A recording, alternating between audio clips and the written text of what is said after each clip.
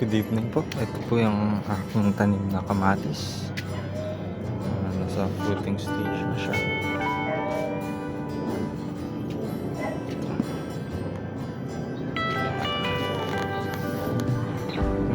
Na siyang mga bunga, maliliit pa. Didiligan po natin yung ating tanim gamit ang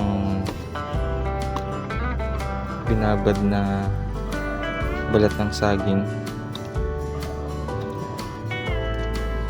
Ang saging po ay rich in potassium na makatulong sa pagpapalaki at pagpapatamis ng bunga ng ating mga tanim.